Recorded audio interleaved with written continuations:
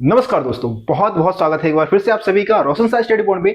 और आज की इस वीडियो में हम सभी समझने वाले हैं क्लास 11th हिस्ट्री का चैप्टर नंबर 4, जिसका नाम है तीन वर्ग। आप सभी को मालूम है कि इस चैप्टर के ऊपर आप लोगों को पार्ट 1 की वीडियो पहले ही प्रोवाइड करा चुका हूं। लगभग 50% से भी ज्यादा चैप्टर हम लोग कंप्लीट कर चुके हैं। आप पार्ट 1 को जरूर देख लेना, साथ ही साथ एनिमेटेड वीडियो भी जरूर देखें, है ना। एनिमेटेड वीडियो भी आपको मिल जाएगा और आप मेरे को टेलीग्राम पे चैनल जो हमारा है सब्सक्राइब कर सकते हैं। फ्री पीडीएफ, जो भी चैप्टर की फ्री पीडीएफ है आपको यहाँ पे मिल जाएगा।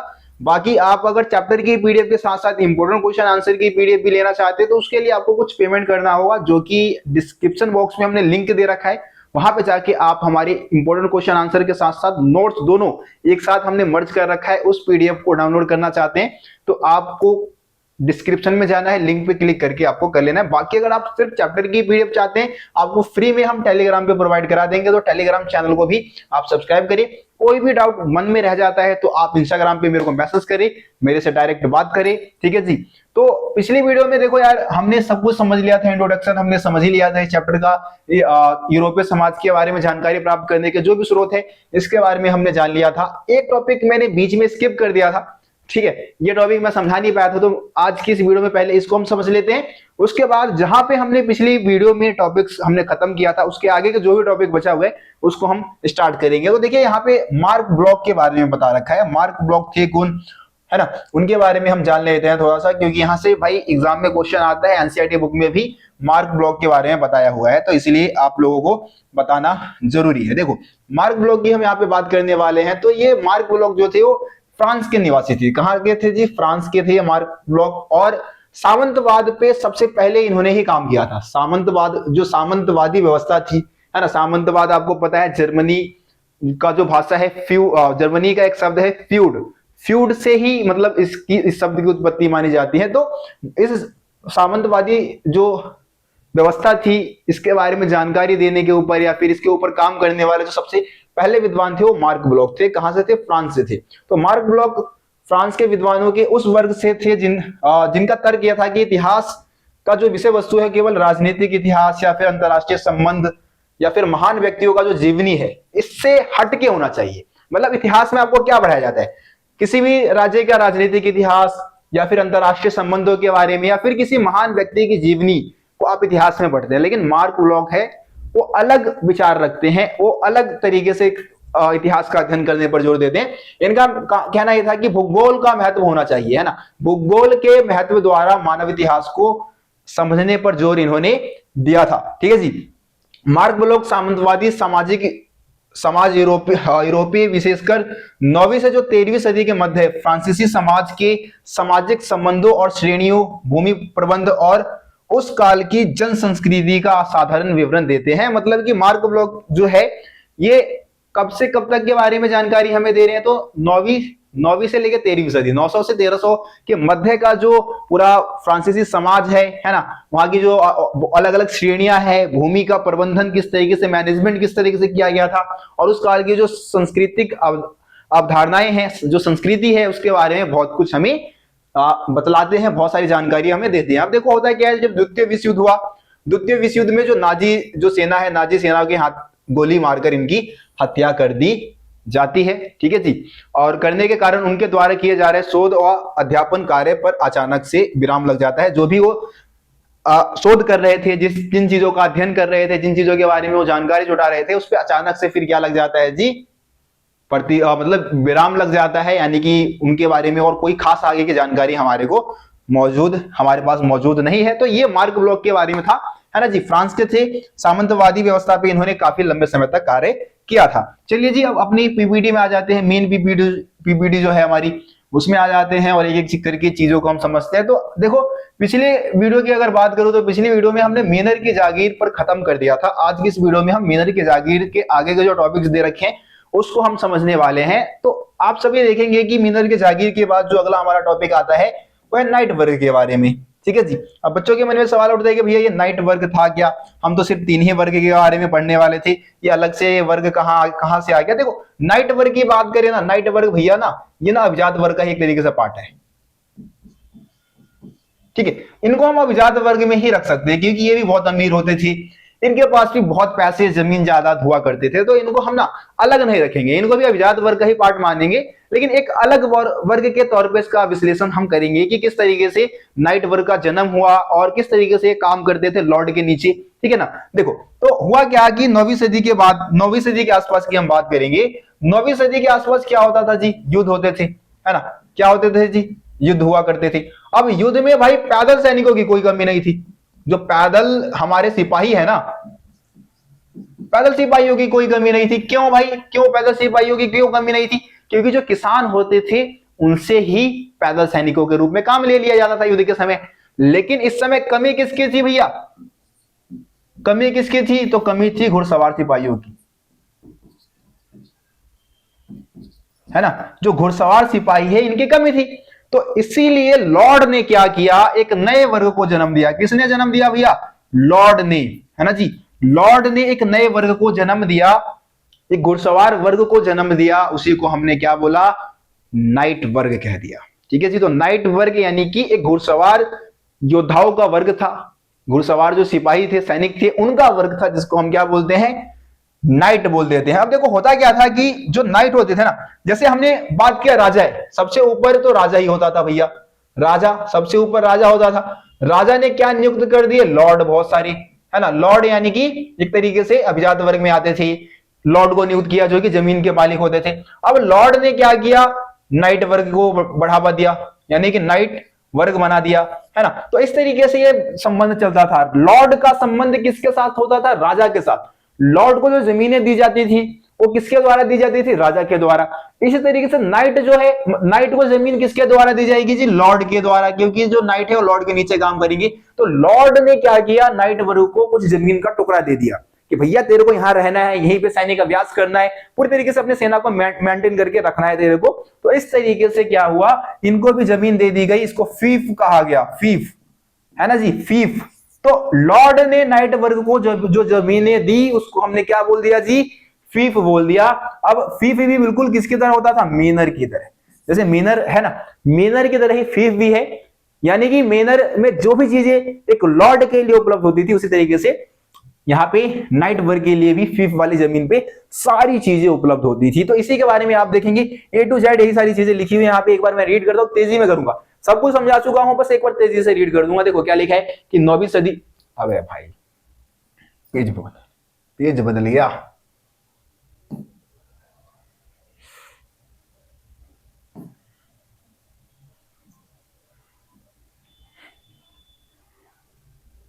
ठीक है, 9वीं सदी से ही क्या होते थे भाई? स्थानीय युद्ध होते रहते थे। अब शौकिया जो कृषक थे, कृषक सैनिक पर्याप्त नहीं थे। मतलब जो कृषक सैनिक जो थे, जो खेती भी करते थे और सिपाही के तौर पे भी काम करते थे, वो पर्याप्त नहीं थे और कुशल अश्व सेना की जरूरत थी। मतलब भाई ये तो बहुत सारे थे, बहुत ज्यादा संख्या में आ जाते थे, क्योंकि इनसे, लेकिन इनसे हम युद्ध तो जीत नहीं सकते थे। कुशल अश्व सेना की जरूरत थी, यानी कि ऐसे योद्धा जिनके पास कौशल हो युद्ध करने का। इनके पास कोई कौशल तो नहीं होता था भाई। किसानी कर रहे हैं, जब युद्ध हुआ भाई इनको पकड़ा दिया जी, हेलमेट पहना दिया, इनको तलवार दे दिया, चल भाई जा मारकाट मचा दे, ये करने जाते थे ये हमारे जो कृषक सिपाही थे। तो इस तरीके से अश्व सेना वर्ग को बढ़ावा दिया गया, इससे एक नए वर्ग को बढ़ावा मिला और वही क्या कहलाए जी? नाइट कहलाए।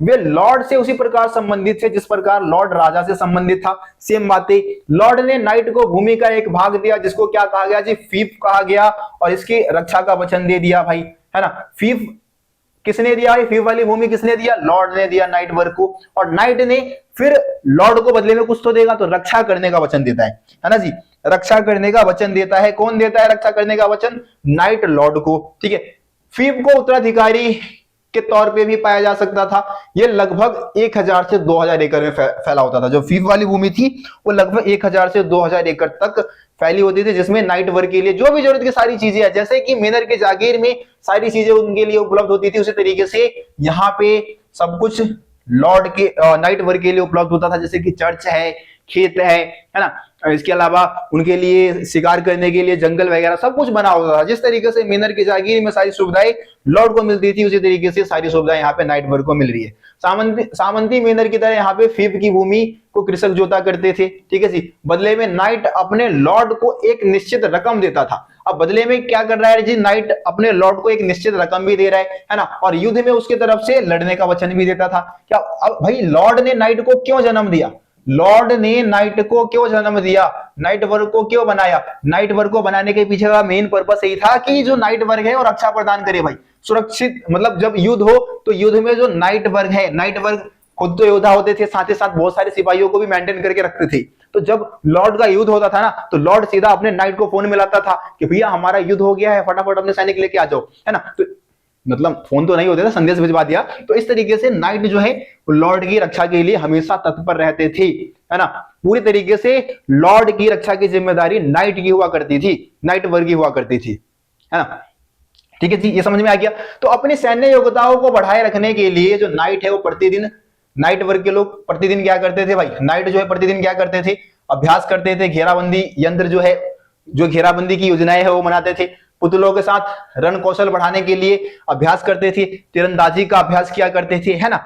नाइट अपनी सेवाएं अन्य लॉर्ड को भी दे सकते थे, दूसरे लॉर्ड को भी अपनी सेवा दे सकते थे। अगर दूसरे लॉर्ड का मान लो ये लॉर्ड 1 है, लॉर्ड 1 ने इस नाइट को बढ़ावा दिया, इसको जन्म दिया है, लेकिन लॉर्ड 2 को भी ये नाइट सेवा दे सकता था। लेकिन इस नाइट की प्रथम वफादारी किसके प्रति होगी, लॉर्ड 1 के प्रति ही होगी। ठीक है जी, समझ रहे हो। तो पहले मतलब अपने लॉर्ड के प्रति ही नाइट का जो है सर्वप्रथम जिम्मेदारी होती थी, उसकी रक्षा का जिम्मेदार यही होता था। ठीक है जी, तो ये नाइट वर्क के बारे में था, उम्मीद करता हूं समझ में आ गया होगा। चलिए अब अगले टॉपिक की तरफ चलते हैं। अब हम भिक्षुओं की बात करेंगे।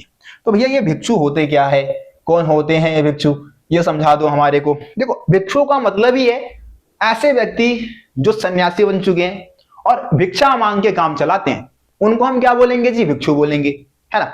ये भिक्षु जो है वो ईसाई धर्म में भी है, हिंदू धर्म में भी कुछ सन्यासी होते हैं, उनको भिक्षु कह सकते हो आप। बौद्ध धर्म में होते हैं बहुत सारे भिक्षु जो भिक्षा मांग के ही काम चलाते हैं, अपना जीवन यापन चला रहे हैं, तो उनको भिक्षु बोल देंगे। ठीक है जी। तो इसमें हम क्योंकि यूरोपीय समाज की बात कर रहे हैं, तो हम यहाँ पे ईसाई धर्म में जो भिक्षु बनते हैं उनकी हम बात करने वाले हैं। ठीक है जी, ध्यान से समझिए, आप सभी को सब कुछ समझ में आ जाएगा। देखो क्या लिखा है कि भिक्षु विशेष श्रद्धालु ईसाइयों की एक श्रेणी है, एक वर्ग कह सकते हैं, है ना। यह अत्यधिक धार्मिक प्रवृत्ति वाले होते थे, अत्यधिक धार्मिक मतलब पूरी तरीके से धार्मिक होते थे। यह लोग नगरों एवं गांवों में नहीं रहते थे, बल्कि एकांत में जीवन जीना पसंद करते थे। बहुत इंपॉर्टेंट लाइन है भाई, जो भिक्षु होते हैं वो एकांत में जीवन जीना पसंद करते हैं, इनको नगरों और गांव से कोई मोहब्बत नहीं है, परिवार से कोई मतलब नहीं है। ठीक है जी, वे धार्मिक समुदाय में रहते थे जिनको एबी या मोनिस्ट्री या फिर मठ कह सकते हैं। हिंदी में मठ बोलते हैं, इंग्लिश में आप एबी या मोनिस्ट्री बोल सकते हैं। ठीक है जी, तो जहां पे ये भिक्षु रहते हैं उसको मठ बोला जाता है, मोनिस्ट्री या फिर एबी कह देते हैं, है ना, या आप एबी बोल सकते हो। मध्यकालीन यूरोप के दो सबसे प्रसिद्ध मठ कौन से थे जी, तो 1500 कह रहा हूं 529 में इटली में सेंट बेनेडिक्ट नाम का मठ बना था। ठीक है जी, सेंट बेनेडिक्ट का जो मठ है, जो सेंट बेनेडिक्ट मठ है, कब बना था, 529 में, है ना। कहां का था ये, कहां का था, इटली का था, इटली का सबसे फेमस मठ था ये। दूसरा जो मठ है आपका 910 में बना था, 910 ईस्वी में बरगंडी में बना था। ठीक है, बरगंडी में बना था, और इस मठ का नाम क्या था जी, क्लूनी, है ना। तो नाम भी याद रखो, कब कहां बना था, कब बना था, ये भी याद रखना होगा। इटली में बना सेंट बेनेडिक्ट, कब बना जी, 529 में। 910 में कहां बना, बरगंडी में बना, है ना। बरगंडी में स्थापित मठ का नाम क्या था, क्लूनी। नाम याद रहेगा सबको, याद रहेगा, कोई दिक्कत नहीं। चलो आगे बढ़ जाते हैं। तो भिक्षु अपना जीवन, सारा जीवन आवे में रहते थे, पूरी जिंदगी यहीं पे आवे में रहा करते थे, है ना। प्रार्थना करते थे, अध्ययन करते थे, कृषि जैसे शारीरिक श्रम में भी लगाते थे और व्रत वगैरह भी करते थे। ठीक है जी, तो बहुत सारे मतलब काम जो है ये हमारे भिक्षु भाई लोग जो होते थे वो करते थे। मतलब बहन लोग भी होती थी इसमें, मतलब स्त्री भी होती थी और पुरुष भी होते थे। भिक्षुओं का जीवन पुरुष और स्त्री दोनों ही अपना सकते थे। ठीक है, ऐसे पुरुष को मोंग कहा जाता था। जो पुरुष भिक्षु होते थे उनको क्या कहा जाता था जी, मोंग कहा जाता था। और स्त्री भिक्षु को क्या कहा जाता था, नन कहा जाता था। तो याद रखना भाई, मोंक और नन, याद रहेगा सबको। मोंक यानी कि पुरुष भिक्षु, नन यानी कि स्त्री भिक्षु, है ना जी, समझ में आया। चलिए आगे बढ़ते हैं। पुरुष और महिलाओं के लिए प्राय अलग अलग मठ हुआ करते थे। देखो भाई, दोनों के लिए अलग अलग मठ बना दिया। ठीक है, जो पुरुष है और महिला है दोनों के अलग अलग मठ बना दिए। एक साथ मठ बनाएंगे तो फिर वही है कि भाई फीलिंग्स जाग जाएगी, फीलिंग्स जागेंगे तो भाई गड़बड़ करेंगे, मामला मामला गड़बड़ होगा तो फिर गड़बड़ ही गड़बड़ होता चला जाएगा, समझ रहे हो। तो इसलिए अलग अलग इनके लिए क्या बनाए जाते थे, मठ बनाए जाते थे। एक साथ रहेंगे, फैमिली बना लेंगे और फिर मोह माया में फंस जाएंगे, और इनके लिए जरूरी है कि मोह माया से दूर रहना होगा। ठीक है जी, तो ये समझ में आया सबको, भिक्षुओं के बारे में समझ में आ गया। आगे बढ़ते हैं, आगे देखते हैं क्या है, इन्हीं के बारे में है। देखो पादरियों की तरह भिक्षु और भिक्षुणियां, जो भिक्षु है और जो भिक्षुणियां है, ये भी विवाह नहीं कर सकते थे। विवाह करने की अनुमति इनको भी नहीं थी, क्योंकि भाई सन्यासी का जीवन जी रहे हो, विवाह कर लोगे तो वही है कि भाई मोह माया में फंस जाओगे ना भाई, और मोह माया में फंसने का मतलब है फिर सन्यासी का जीवन कहां जी पाओगे, तो इसलिए शादी नहीं कर सकते थे। धीरे धीरे मठों का आकार बढ़ने लगा और इनमें भिक्षुओं की संख्या भी सैकड़ों में हो गई। ठीक है जी, तो ये समझ में आ गया सबको। देखो एक फ्रायर भिक्षु होते थे, फ्रायर भिक्षु।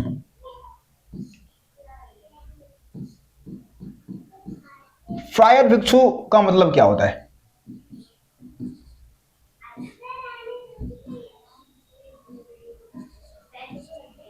फ्रायर भिक्षु का मतलब क्या होता है? फ्रायर भिक्षु से आप क्या समझते हैं? तो कुछ भिक्षु जो कि मठों में नहीं रहते थे, जो कि मठों में नहीं रहते थे, है ना, मठों में नहीं रहते थे, घूमते रहते थे एक जगह से दूसरी जगह पे, है ना, तो उनको क्या बोल दिया? उनको बोल दिया फ्रायर भिक्षु, जो कि मतलब इधर उधर घूमते रहते थे। तो ये भी आपके बुक में बता रखा है, इस पीपीटी में ऐड नहीं था, इसलिए मैंने आपको समझा दिया है। चलो आगे आ जाते हैं। नई कृषि प्रौद्योगिकी, बहुत इंपॉर्टेंट टॉपिक है भाई, बहुत ही ज्यादा इंपॉर्टेंट टॉपिक है। लॉन्ग क्वेश्चन में यहां से क्वेश्चन आता है, लॉन्ग में पूछा जाता है। ठीक है, तो देखो 11वीं सदी की यहाँ पे हम बात करेंगे। कौन सी सदी की बात करेंगे जी? 11वीं सदी की। ठीक है, 11वीं सदी की हम यहाँ पे बात करने वाले हैं। तो 11वीं सदी में क्या होता है, खेती करने के कुछ नए तौर तरीकों का विकास हमें देखने को मिलता है ना। तो हम यहाँ पे खेती के जो नए तौर तरीके विकसित हुए हैं उसी के बारे में हम लोग समझने वाले हैं। तो 11वीं सदी में नई कृषि प्रौद्योगिकी का विकास हुआ। प्रौद्योगिकी का मतलब आप लोग समझते हैं तकनीक होता है ना। तो कौन कौन से प्रौद्योगिकी का विकास देखने को हमारे को मिलता है, उसी की हम बात यहाँ पे करने वाले हैं। ठीक है, चलो स्टार्ट करते हैं। एक बार सारे पॉइंट्स हम पढ़ना स्टार्ट कर देते हैं। 11वीं शताब्दी तक यूरोप में विभिन्न प्रौद्योगिकियों में परिवर्तन आने लगा। इन परिवर्तन को हम संक्षिप्त में इस तरीके से समझ सकते हैं। तो सबसे पहला क्या होता है भाई, लोहे के जो नोकीले हल है, मतलब नोकीले फाल वाले जो हल है, उसका इस्तेमाल किया जाने लग गया। ठीक है, पहला क्या हुआ, लोहे के, शॉर्ट में आप लिख सकते हो लोहे के हलों का प्रयोग। ठीक है, या लोहे के नोकीले फाल वाले हलों का प्रयोग, बिल्कुल नोकीले होते थे। इससे पहले क्या होता था भाई, ज्यादातर लकड़ियों के हलों का इस्तेमाल करते थे। अब लकड़ियों के हलों के इस्तेमाल से क्या हुआ, वो ज्यादा गहराई तक खेतों को नहीं जोत पाता था। लेकिन लोहे के जो नोकीले फाल वाले हल थे, जो नोकीले फाल वाले हमारे हल थे, वो खेतों को पूरे गहराई से जोत सकते थे। ठीक है, अब गहराई से जोतने से क्या होगा कि भाई जो उपजाऊ जमीनें, जो उपजाऊ जो मिट्टी है उस नीचे की, उसको ऊपर लेके आएगा, तो खेती करना आसान हो जाएगा। ठीक है, तो पहला पॉइंट में आप बता दो कि लकड़ी के हल के स्थान पर लोहे के भारी नोक वाले हलों का इस्तेमाल किया जाने लग गया।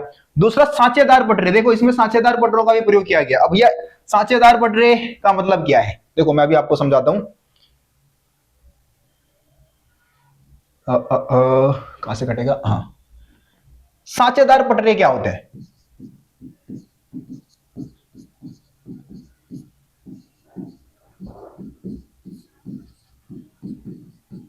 ठीक है, दूसरा पॉइंट आप बता सकते हो इसी में अलग करके कि सांचेदार पटरों का इस्तेमाल किया जाने लग गया।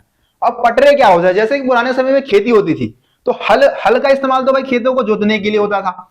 अब पटरे का इस्तेमाल किस लिए होता था भैया? पटरे का इस्तेमाल होता था जमीन को समतल बनाने के लिए, जमीन को बिल्कुल समतल बनाने के लिए पटरों का इस्तेमाल होता था, है ना। तो अब क्या हुआ कि किसानों ने जमीन को समतल बनाने के लिए जो सांचेदार पटरे हैं, सांचेदार पटरों का इस्तेमाल करना स्टार्ट कर दिया, है ना। अब भूमि जो है वो बिल्कुल समतल हो गई, तो इससे खेती करना उस पर आसान हो सकता था। देखो अगला पॉइंट क्या बता रखा है कि पशुओं को हलों में जोतने के तरीके में परिवर्तन। ठीक है जी, पशुओं को हलों में जोतने के तरीके में परिवर्तन आ गया। अब जुआ पशुओं के गले के स्थान पर कंधे पर बांधा जाने लगा, है ना। इससे पशुओं के काम करने की क्षमता में वृद्धि हो गई। अब जुआ क्या होता है, देखो जैसे कि ये हल है, ये मान लो हल है, इधर मान लो दो बैल है, एक बैल इस तरफ होगा, एक बैल इस तरफ होगा। बैल का मान लो कंधा है, तो कंधे के ऊपर एक डंडी रखी जाती है, मोटी बांस की होगी या फिर किसी और लकड़ी की, या किसी और लकड़ी की बनी होगी, है ना। इसको हम क्या बोलेंगे, इसको हम बोलेंगे जुआ। अब जुआ खेलने वाला जुआ नहीं है ये, जुआ यानी कि जो बैल के कंधे के ऊपर रखा जाता है ना। तो पहले क्या होता था कि इस जुए को गर्दन के ऊपर रखते थे। अब गर्दन के ऊपर रखने से क्या होता था भैया, पूरे पावर के साथ बैल जो है हल को नहीं खींच पाते थे, है ना, पूरा पावर नहीं मिल पाता था गर्दन पे रखने की वजह से। अब कहां रखा जाने लगा, अब कंधे पे रखा जाने लग गया। अब कंधे पे रखने से बेनिफिट ये हुआ कि भाई हल को अब पूरे पावर के साथ जो बैल है वो खींच सकते थे, पूरे पावर लगा के खींच सकते थे। तो इससे भी बैलों के कार्य करने की क्षमता में तेजी आई। समझ गए जी। ये दो पॉइंट यहाँ पे, 2-3 पॉइंट आप यहां से बना सकते हो, आसानी से बन जाएगा और आपको नंबर भी मिल जाएगा। चलो जी आगे बढ़ जाते हैं। चलो भाई, हाँ अगला पॉइंट देखते हैं जी। अगला पॉइंट क्या है, घोड़े के खुरों पर अब लोहे के नाल लगाई जाने लगी जिससे उनके खुर सुरक्षित हो गए। ठीक है जी। अब भाई देखो उस समय, अब खेती करने के तौर तरीकों की हम बात कर रहे हैं, घोड़े कहां से आ गए, तो देखो खेती होगा, सामान को लाने ले जाने के लिए उस समय टमटम गाड़ी का इस्तेमाल होता था, है ना। तो घोड़े तो भाई चाहिए ही चाहिए। अब घोड़े के खुर जो होते हैं, जो पैर के नीचे वाला जो हिस्सा होता है, उस पर क्या लगाया जाने लग गया, लोहे के नाल। अब लोहे के नाल जब लगाए गए तो उनके खुर जो है वो सुरक्षित हो गए। अब खुर सुरक्षित हो गए तो भाई ज्यादा अच्छे से काम कर सकता है घोड़ा, ज्यादा लंबे समय तक काम कर सकता है। तो ये भी बहुत ज्यादा फायदेमंद रहा। कृषि के लिए पवन ऊर्जा और जल शक्ति का प्रयोग किया जाने लग गया। पवन ऊर्जा का इस्तेमाल, मान लो कि भाई भूसा रह गया, कुछ गंद रह गया फसल में, तो उसको हटाने के लिए पवन ऊर्जा का इस्तेमाल होता था, वायु ऊर्जा का इस्तेमाल। जल शक्ति का इस्तेमाल, भाई मशीन वगैरह छोटे मोटे जो मशीनें होती थी उसको चलाने के लिए जल शक्ति का इस्तेमाल करते थे, है ना। अन्न को पीसने और अंगूरों को निचोड़ने के काम भी जल शक्ति और वायु शक्ति से चलने वाले कारखानों में किया जाने लग गया था। मतलब कि जो अनाज है उसको पीसने का काम है या फिर अंगूर को निचोड़ने का जो काम है वो भी जल शक्ति और पवन शक्ति के माध्यम से होने लगा था, है ना। भूमि के उपयोग में भी बदलाव आया। सबसे क्रांतिकारी परिवर्तन था 2 खेतों वाली व्यवस्था की जगह पे 3 खेतों वाली व्यवस्था में बदलना। इस पॉइंट को समझो भाई। इसमें क्या होता था, मैं आपको समझाता हूं। मान लो कि खेतों के प्रयोग में क्या परिवर्तन आया, हमारा जो अगला पॉइंट है भूमि के प्रयोग में परिवर्तन। भूमि के प्रयोग में क्या परिवर्तन आया कि पहले क्या होता था, एक सीजन में, मान लो 11वीं सदी से पहले की मैं बात कर रहा हूं, 11वीं सदी से पहले क्या होता था कि एक खेत को ना 2 भागों में बांटा जाता था। ठीक है, कितने भागों में बांट दिया जी, 2 भागों में, है ना। मान लो ये 2 भाग हो गए हमारे। तो एक पे क्या कर लिया जी, एक सीजन में खेती कर लिया, दूसरे को प्रति छोड़ दिया। तो एक इधर वाली भूमि तो भाई बर्बाद हो गई ना, इधर वाली भूमि क्या हो गई, बर्बाद हो गई, जिसको प्रति छोड़ा गया। एक में खेती किया गया बस, दूसरी वाली तो पूरी बर्बाद जा रही है ना। अब क्या हुआ, 11वीं सदी में क्या परिवर्तन आया कि उसी खेत को 3 भागों में बांट दिया गया। ठीक है, 3 भागों में बांटा गया। पहले 2 भागों में बांटा जाता था, मान लो इधर से आधा इधर हो गया हमारा, आधा इधर हो गया। लेकिन जब 3 भागों में बांटा गया तो 2 पे तो खेती कर लेते थे, एक को प्रति छोड़ देते थे। प्रति छोड़ने के पीछे कारण यही होता था कि फिर से उपजाऊ क्षमता जो है वो जमीन की आ जाएगी। ठीक है, मान लो कि इस 2 जमीन पे खेती कर लिया, इस वाले को प्रति छोड़ दिया जी, है ना। एक सीजन में इन दोनों पे खेती कर लिया। अब अगले सीजन में क्या होगा, मान लो कि भैया इधर वाले को प्रति छोड़ दिया, सिर्फ इस 2 पे खेती कर लिया। ठीक है, फिर अगले सीजन में क्या होगा, अगले सीजन में भाई इसको बीच वाले को प्रति छोड़ देंगे और साइड दोनों पे खेती कर लेंगे। तो इससे क्या होगा कि जमीन की उपजाऊ क्षमता भी बनी रहेगी, है ना, और खेती भी होता रहेगा। तो अब क्या हुआ, 11वीं सदी में 2 खेतों के जगह पे किसानों ने अपने खेतों को 3 भागों में बांटना स्टार्ट कर दिया। एक सीजन में 2 खेतों पे खेती करते थे और एक को प्रति छोड़ते थे, है ना। तो इस तरीके से खेती चलता था। चलो जी एक बार रीड कर देते इस पॉइंट को, क्या समझ में आता है आप लोगों को, देखते हैं जरा। तो इस व्यवस्था में कृषक 3 वर्षों में 2 वर्ष अपने खेतों का उपयोग कर सकता था। उसे करना यह था कि वह एक फसल शरद ऋतु में और उसके 1.5 वर्ष बाद दूसरी वसंत में बोए। इसका अर्थ था कि कृषक अपने खेतों को 3 खेतों में बांट सकते थे, है ना। मतलब खेतों को कितने भागों में बांट दिया जी, 3। जो मैंने समझाया उसी तरीके से आप समझ लो, 3 भागों में खेतों को बांट दिया। दूसरे में वसंत ऋतु में मटर, सेम और मसूर बोया जाता था और घोड़े के लिए जौ तथा बाजरा उगाया जा सकता था। तीसरे खेत को फिर प्रति अर्थात खाली रखा जाता था। हर वर्ष में 3 खेतों का प्रयोग बदल बदल कर हो सकता था। तो जो चीजें मैंने आपको बताई है उसी को समझाने की कोशिश की जा रही है आपको यहाँ पे, है ना, कि 3 भागों में खेतों को बांट दिया और एक उसमें से एक तो भाई कम से कम प्रति छोड़ ही देते थे, है ना। चलिए, अच्छा ये जो खेती के नए तौर तरीके विकसित हुए 11वीं सदी में, उसका परिणाम क्या रहा, परिणाम की हम बात कर लेते हैं। थोड़ा सा यहाँ पे कलर जो है, कलर कॉम्बिनेशन ठीक नहीं है पीपीटी का, कम दिख रहा होगा आप लोगों को, पर कोई नहीं, समझ में आ जाएगा भाई। देखो 11वीं सदी में जो कृषि प्रौद्योगिकी यूरोप में विकसित हुई, 11वीं सदी के कृषि प्रौद्योगिकी की अगर हम बात करें तो इसका क्या प्रभाव रहा, परिणाम क्या निकला। तो इन सुधारों से भूमि की प्रति इकाई उत्पादन में तेजी से वृद्धि हुई, है ना। जो उत्पादन है, जमीन के जो उत्पादन है उसमें तेजी से वृद्धि हुई। इससे फसल की जो उपलब्धता है लोगों के लिए, फसल की उपलब्धता क्या हो गई जी, दुगनी हो गई, है ना। फसल बहुत ज्यादा मात्रा में लोगों को उपलब्ध होने लग गया।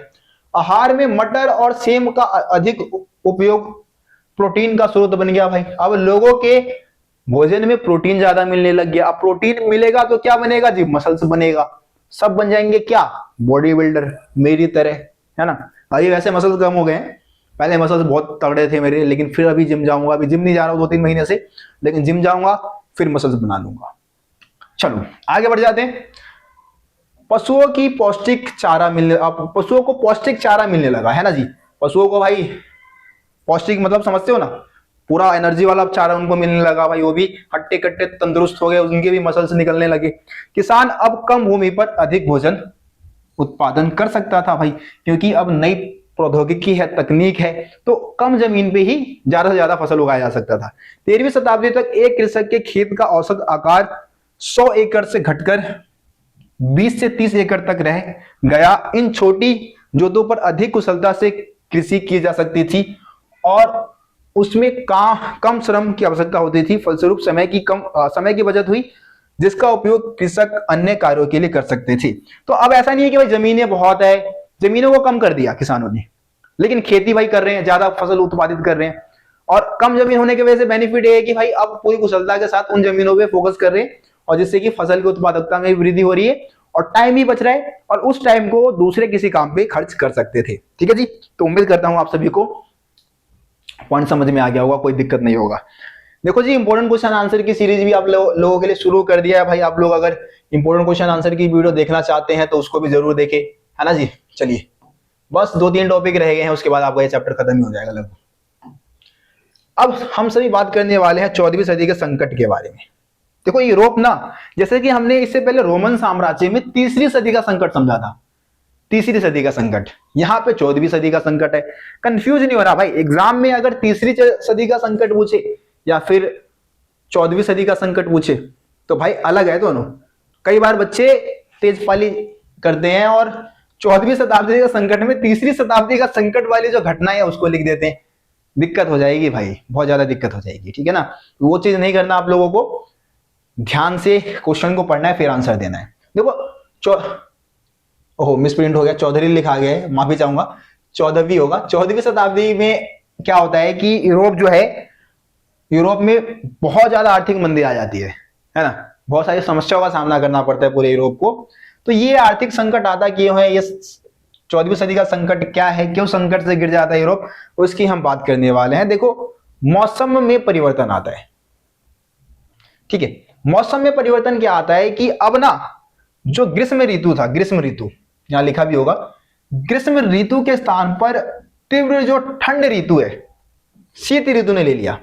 अब शीत ऋतु, ये मौसम में बदलाव आया कि जो ग्रीष्म ऋतु है उसके जगह पे शीत ऋतु ने ले लिया। अब शीत ऋतु में क्या होता था, दिन होते थे छोटे। दिन क्या हो गए भैया, दिन हो गए छोटे। अब दिन छोटे हो जाएंगे, खेती करने के लिए कम समय मिलेगा।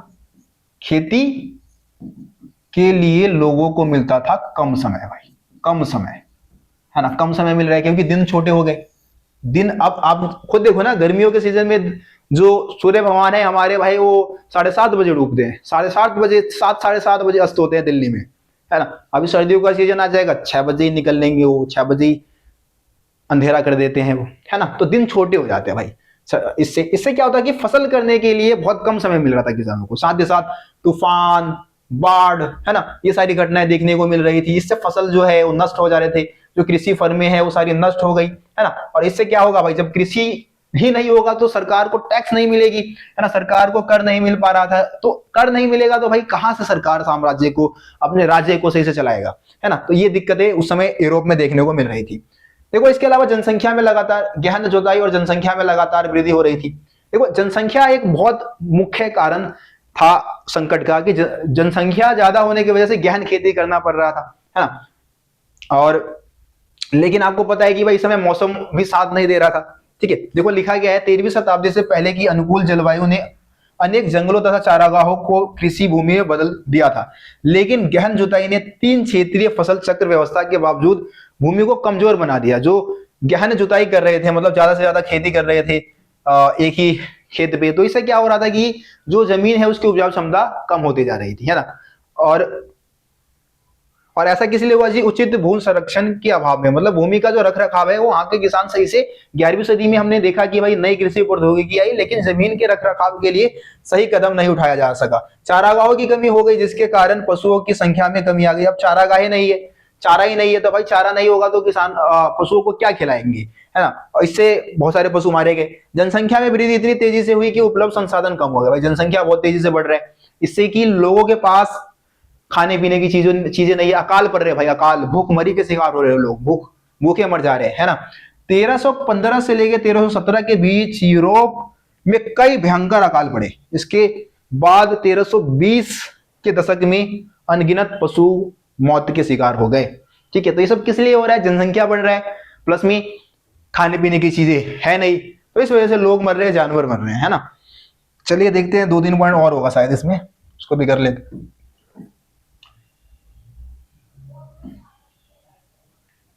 देखो चांदी के उत्पादन में कमी आ गई भैया। चांदी के उत्पादन में कैसे कमी आई? तो जो यूरोप में एक जगह है ऑस्ट्रेलिया नहीं बोलो, ऑस्ट्रिया, है ना। ऑस्ट्रिया और सार्बिया, सबसे ज्यादा चांदी की खदानें यूरोप में यहीं पे थी। अब चांदी की खदानों से चांदी नहीं निकल रहे थे, है ना। चांदी निकलना बंद हो गया भैया। अब चांदी नहीं निकलेगा, ठीक है। चांदी नहीं निकलेगा तो क्या होगा? चांदी की खदानें मिल नहीं रही थी, मतलब ढूंढा जा रहा था लेकिन मिल नहीं पा रहा इस समय काल में। अब जब चांदी की खदानें से चांदी नहीं मिल पा रही है, तो इससे क्या होगा?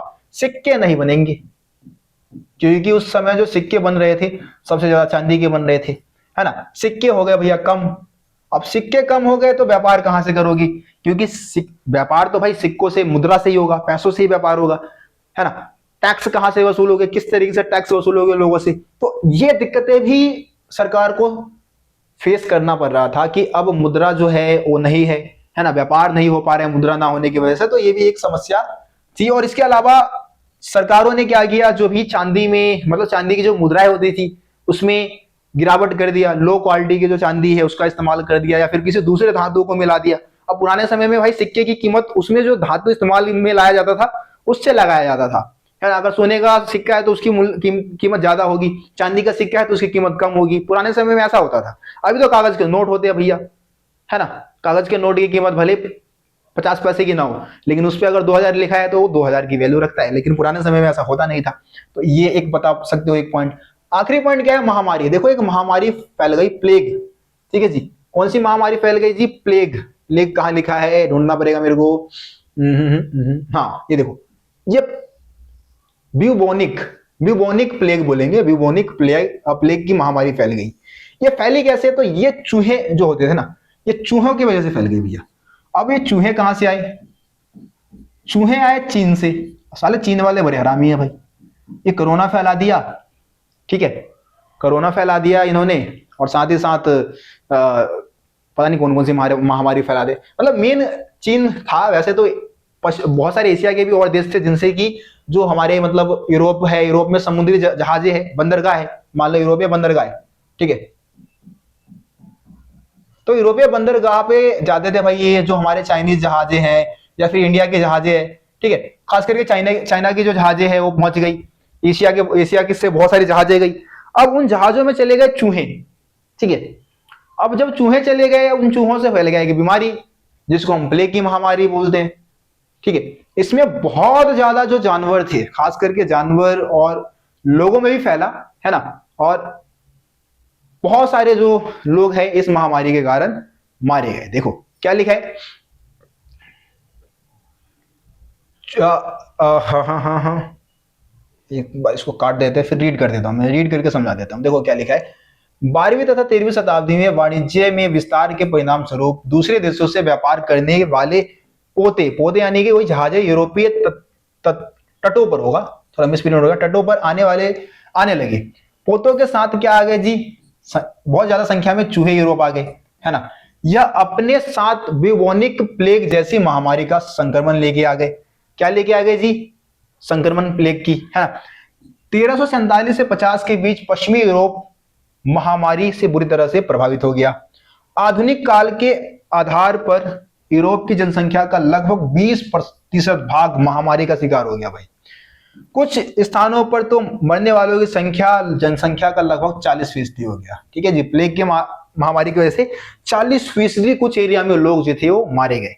व्यापार केंद्र होने के कारण नगरों पर महामारी का सबसे अधिक प्रभाव पड़ा, क्योंकि ज्यादातर व्यापार कहां से होते थे भाई? नगरों से होते थे, है ना। मठों तथा आश्रमों में जब एक व्यक्ति को प्लेग हो जाता था तो पूरा का पूरा मठ जो है इसके चपेट में आ जाता था, सारे लोग मर जाते थे। प्लेग का युवाओं तथा बुजुर्गों पर सबसे ज्यादा प्रभाव देखने को मिलता है ना। 1350 के बाद 1360 और 70 में भी प्लेग की छोटी छोटी अनेक घटनाएं वहां पे होती है, और परिणाम स्वरूप यूरोप की जनसंख्या का लगभग 730 लाख से घटकर 1400 ईस्वी के आसपास की यहाँ पे डाटा दे रखा है। मात्र कितना रह गया जी? 450 लाख रह गई। 430 से घट के 450, 730 से घट के 450 पे आ गई। ठीक है जी, तो ये हो गया आपका 14वीं सदी के संकट के बारे में। चलो बस 2 टॉपिक है। अच्छा, इसका परिणाम ये बता रखा है, इसका परिणाम क्या रहा? तो देखो, इस विनाश लीला के साथ आर्थिक मंदी के जुड़ने से व्यापार, सामाजिक व्यवस्था क्या लिख दिया है, व्यापार में कमी आ गई। हम ऐसा लिख सकते हैं कि इस मंदी की वजह से क्या हुआ? व्यापार में लगातार कमी आई। जनसंख्या में देखो बहुत सारे लोग मारे गए प्लेग जैसी महामारी की वजह से, तो इससे जनसंख्या में कमी आने से क्या होगा? मजदूरों की संख्या में भी भारी कमी आ गई, है ना। मजदूरों की संख्या में कमी आएगी तो मजदूरी बढ़ जाएगी भाई। अब ज्यादा जो कम मजदूर है तो ज्यादा पैसे डिमांड करेंगे। अतः कृषि और उत्पादन के बीच गंभीर असंतुलन उत्पन्न हो गया। खरीदारों की संख्या में कमी आने से कृषि उत्पादन के मूल्य गिर गए, है ना, एकाएक गिर गए। ठीक है जी, क्योंकि खरीदारक ही नहीं है, खरीदारों की संख्या भी कम हो चुकी है। प्लेग के बाद इंग्लैंड में मजदूर, विशेषकर कृषि मजदूरों की संख्या जो है उसमें मतलब जो मांग है वो लगातार बढ़ने लग गई। मजदूरों की दरों में लगभग 250% तक वृद्धि हो गई। मजदूरों की दरों में मतलब कि जो मजदूरी ले रहे थे उसके दरों में बहुत ज्यादा तेजी से वृद्धि देखने को मिलता है। ठीक है, इसका कारण यह था कि बचे हुए जो श्रमिक थे, श्रमिक बल अब पुरानी दरों से दुगनी की मांग कर रहे थे, क्योंकि बचे हुए जो श्रमिक थे वो ज्यादा से ज्यादा पैसे मांग रहे हैं, क्योंकि भाई वो मौके का फायदा उठा रहे हैं ना भाई। अब है नहीं ज्यादा श्रमिक यहाँ पे काम करने के लिए, तो मौके का फायदा उठा रहे दबा के, है ना। तो ये सारे पॉइंट्स आप यहाँ पे लिखोगे। देखो, कैथेड्रल नगर की हम बात कर लेते हैं। कैथेड्रल नगर किस तरीके से बनाए जाते थे? तो देखो, कैथेड्रल होता क्या है? कैथेड्रल एक प्रकार का चर्च होता है। ठीक है, क्या होता है जी? कैथेड्रल एक प्रकार का चर्च। जो यूरोप में विशाल का चर्च है उनको हम क्या बोलते हैं? कैथेड्रल बोलते हैं, है ना। विशाल का जो चर्च हुआ करते थे उसको क्या बोलते हैं? कैथेड्रल। अब विशाल का चर्च जो है वो कैसे बनाए जाते थे? लोगों द्वारा जो दान दिया जाता था ना, लोग जो दान देते थे, दान के पैसों से बनाए जाते थे विशाल का चर्च, जिनको हम क्या बोलते हैं? Cathedral church. अब ये सुंदर चर्च होते थे तो लोग यहाँ पे तीर्थ यात्रा करने आते थे, है ना। बहुत सारे लोग इन चर्चों के आसपास क्या बना लिए जी? घर बना लिए, घर बना के रहना स्टार्ट कर दिया चर्च के आसपास। अब धीरे धीरे यहाँ की संख्या बढ़ने लगी तो वो क्या बन गए?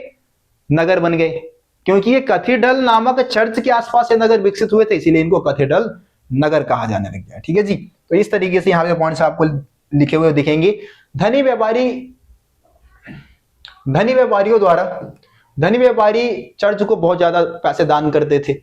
इससे क्या हुआ कि बहुत बड़े बड़े चर्च बनने लगे, इसको हम कैथेड्रल कहते हैं, है ना। ऐसा चर्च को हम क्या बोलते हैं? Cathedral church. यूं तो चर्च मठों की संपत्ति थी, फिर भी लोगों के विभिन्न समूहों ने अपने श्रम, वस्तुओं तथा धन से उनका निर्माण में सहयोग दिया था, क्योंकि लोग पैसे देते थे तो उसी पैसों से चर्च बनाए जाते थे। कैथेड्रल जो थे पत्थर के बने थे और उन्हें पूरा करने में कई वर्षों तक काम किया गया था, मतलब कई वर्ष लगे थे इनको पूरा होने में। उनके निर्माण के दौरान कैथेड्रल के आसपास का क्षेत्र और अधिक बस गया और उनका निर्माण कार्य पूरा होने पर तीर्थ स्थल बन गया। ये क्षेत्र क्या बन गए जी? तीर्थ स्थल बन गए। और इस प्रकार उनके चारों ओर छोटे छोटे नगर उभरने लगे और इन्हीं को हमने क्या बोल दिया? कैथेड्रल नगर बोल दिया। बस आसान था, बहुत ही आसान था भाई, समझ में आ गया सबको? चलो बस आखिरी टॉपिक है, उसके बाद हमारे चैप्टर खत्म हो जाएगा। कैथेड्रल किस प्रकार बनाए जाते थे? ये जो कैथेड्रल जो चर्च होते थे उसका निर्माण कैसे होता था? कैथेड्रल चर्च के निर्माण की हम बात करने वाले। तो कैथेड्रल इस प्रकार से बनाए जाते थे कि पादरियों की आवाज लोगों को जो लोग जमा होते थे चर्च में, है ना, उनको साफ सुनाई दे, सभा में सभी को आवाज साफ सुनाई दे। भिक्षुओं का जो गायन है, भिक्षु वहां पे क्या करते थे, हर रविवार को भाई गीत गाते थे, सभी को गीत जो है वो मधुर सुनाई दे, ऐसे बनाया जाता था। इसके अतिरिक्त लोगों को प्रार्थना के लिए बुलाने के लिए एक घंटी भी होती थी, है ना, जो घंटी जो है दूर तक सुनाई देती थी। खिड़कियों के लिए अभिरंजित कांच का प्रयोग होता था। दिन के समय सूर्य का प्रकाश उन्हें कैथेड्रल के अंदर विद्यमान व्यक्तियों के लिए चमकदार बना देता था। तो मतलब कांच ऐसे इस्तेमाल किए गए थे जिससे कि सूरज की रोशनी जो है वो उसको और चमकदार बना देता था, सूरज की रोशनी को, है ना। सूर्यास्त के बाद मोमबत्ती का प्रकाश उन्हें बाहर के व्यक्तियों के लिए चमकदार बना देता था, क्योंकि चर्च में भाई मोमबत्ती जलाए जाते थे तो वो और ज्यादा चमकदार हो जाता था, है ना, लोगों के लिए। अभिरंजित कांच की खिड़कियों पर बाइबल की कथाओं से संबंधित चित्र बने होते थे जिन्हें अनपढ़ व्यक्ति भी पढ़ सकते थे। मतलब ऐसे चित्र बने थे जिनको अनपढ़ व्यक्ति भी इन चित्रों को समझ सकते थे, उसको पढ़ सकते थे। मतलब चित्रों को वैसे पढ़ेंगे क्या, समझ सकते थे, ये लाइन वहां पे होना चाहिए था। ठीक है, तो ये कैथेड्रल चर्च के बारे में था। कैथेड्रल नगर के बारे में इससे पहले हमने समझा है। तो इस तरीके से आपका ये जो चैप्टर है वो कंप्लीट होता है। और जो हमारा मिड टर्म का जो सिलेबस है ना जी, ठीक है जी, जो मिड टर्म का सिलेबस है जिसमें आपके 4 चैप्टर आ रहे थे, 4 के 4 चैप्टर रोशन साई स्टडी पॉइंट पे आप लोगों को करवा दिए गए। ठीक है, अब इंपोर्टेंट क्वेश्चन आंसर की वीडियो लानी है तो उसमें भी 2 चैप्टर में करवा दिया हूं, 2 चैप्टर बाकी है, वो भी हो जाएगा जी, सब हो जाएगा।